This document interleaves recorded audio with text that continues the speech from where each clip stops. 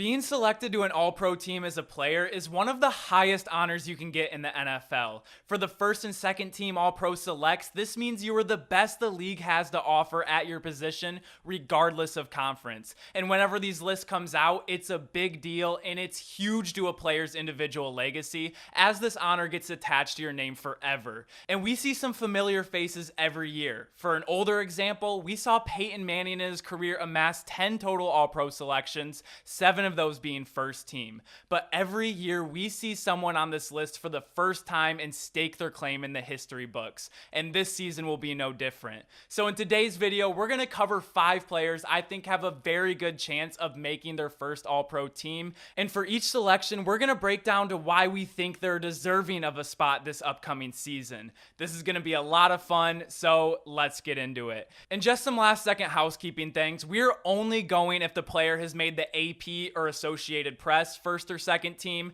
There's 2 others called the Pro Football Writers of America and the Sporting News All-Pro teams. So if you look these guys up, don't be confused if you think they've already been an All-Pro select. We are strictly going from the AP poll, which is the only recognized source, as the others just aren't official. And lastly, we're going to have 6 guys on this list, as just a few days ago I talked about why I think Rashawn Gary for the Green Bay Packers will be an All-Pro player this year, and didn't want to be redundant for those of you who have already seen that video.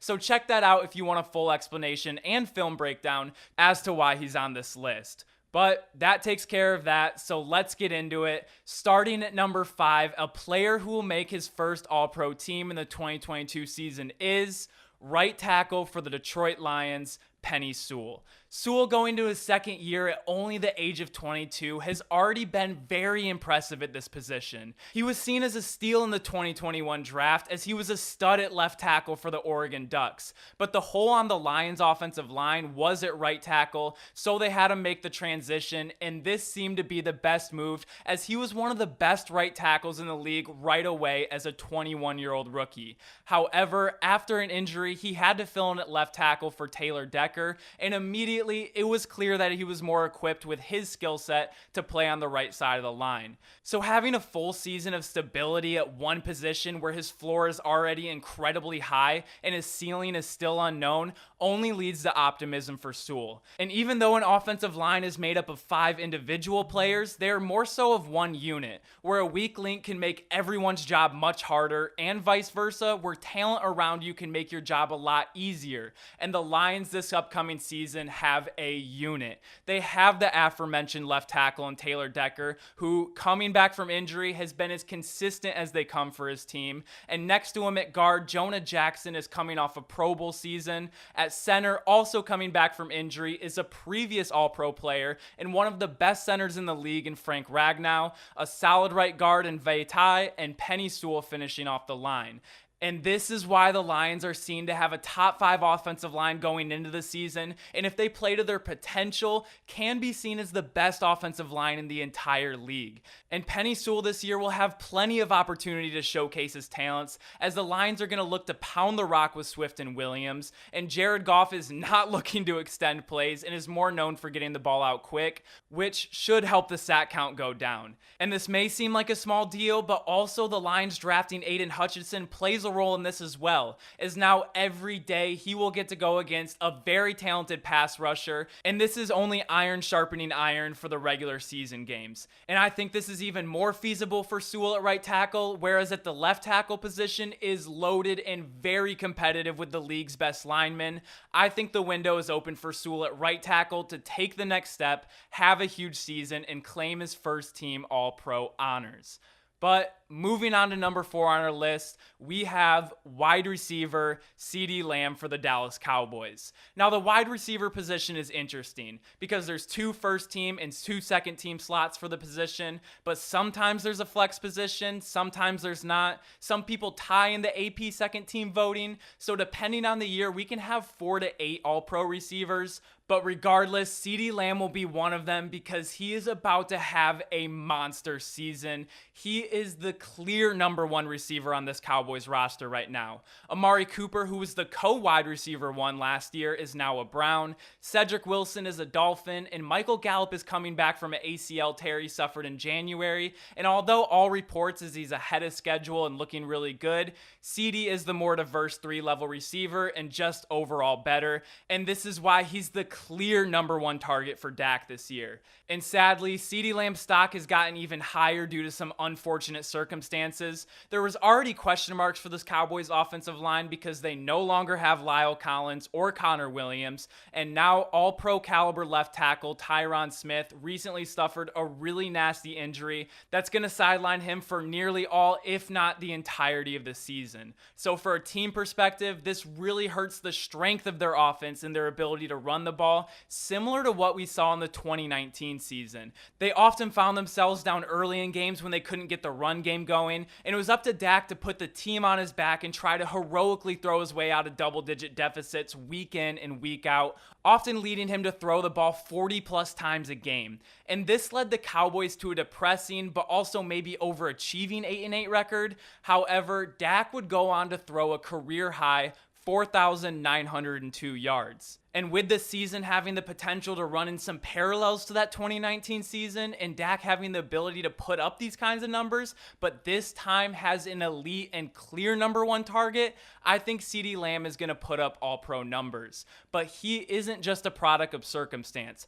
Everything from this offseason, he's put on weight, he looks much more muscular, he's been working on his releases and routes that were already top tier, and all of these things combined is why CeeDee Lamb is going to be an all-pro this coming season. But moving on to number 3 on our list, definitely the hardest position to earn all-pro honors, but we very might well see a first-timer here, and that is quarterback Derek Carr for the Las Vegas Raiders. And this might be the biggest shock of the video, but hear me out. I think Derek Carr in a vacuum is incredibly underrated and has outperformed the talent he's had around him nearly his entire career.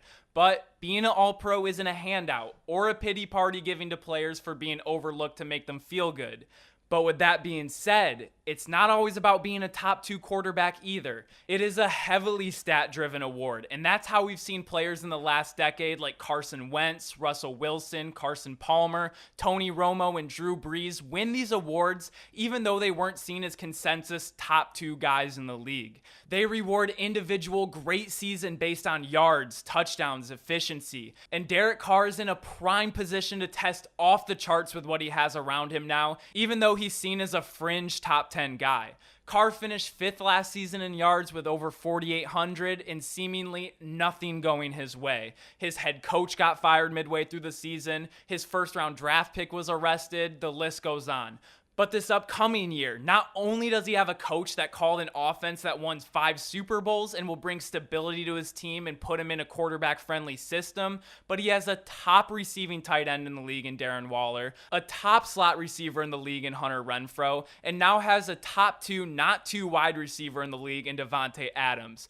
All of these guys are man-beating machines, and right now it feels like a lot of hype, but this is hype I'm buying stock in terms of Derek Carr will take full advantage and lead one of the best passing attacks in the NFL, and I would be shocked if this doesn't come together, even though we haven't seen a single game from them yet. And as far as team success, it's not important for this video because individually, I think Derek Carr will throw for the most yards of his career, the most touchdowns in his career, and most importantly, earn his first ever All-Pro honors. But moving on to number 2 in our list, we can't forget kickers are people too, and Evan McPherson will be an All-Pro kicker in the 2022 season. And yes, technically there's 2 spots available, but it feels like there's only 1 spot available here for the taking because there's still a guy that exists named Justin Tucker. But I think McPherson in his second year will take the second spot. Let me explain. Being a kicker is highly circumstantial because the amount of PATs, field goals, and the length of field goals are all dependent variables, but the independent variables is the kicker's talent, and McPherson has the talent and the dependent variables are on his side as well. Let's talk about those first. Kicking in the AFC North is brutal.